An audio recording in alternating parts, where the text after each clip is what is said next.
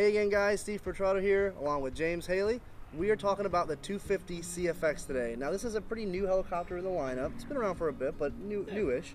And it's an amazing machine for the intermediate guy who's not yet ready to step up to like a 360 CFX or even the 270 CFX.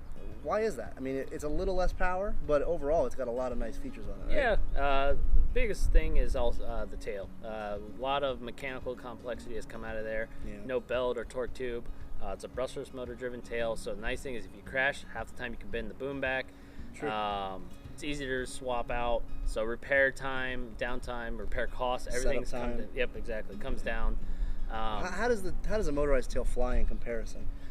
It will never fly as good as a torque tube or belt-driven tail. But that said, you can get 80-90% of the performance there, especially if you're learning. It's really good for the simple maneuvers. The only time I actually notice it is if you're in the power really hard, go to like 0 and let the model kind of unwind. You can't really predict that in the flight control. But for the guy this is intended for, they're never going to get to that No. envelope. And when they're ready to get there, they're moving up to a 360 or 270 Exactly. anyway, or even a bigger heli. And this is great for, the backyard, park size, like where we're at. Yeah.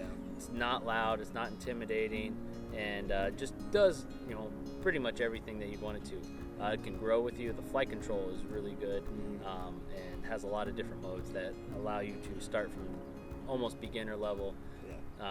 Wouldn't be your first helicopter, but yeah, I mean, it's got safe technology, right? So we've got self-leveling, so you can kick it around like a quad almost. You've got panic recovery, so if you get freaked out, you can pop into that. Yep.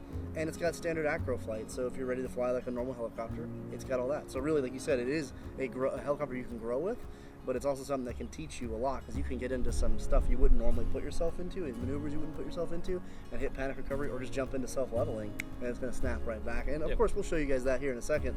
Let's talk about some of the other features here. I'm just going to pop the canopy, but we've got the optimized servo geometry on there, which is a nice thing, because that's some of our other bigger helis have. Yep. Really crisp, clean cyclic performance, right? Yeah, it just makes setup a little bit easier. There's no belt cranks or anything to deal with. It's direct to swash.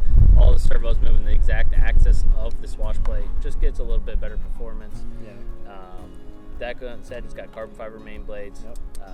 A little bit more expensive on a crash, but perform much better. Yeah, much more rigid. It's going to give you a little more pop, that's for sure. Pretty standard battery, right? Yeah, 3S1350. 3S1300.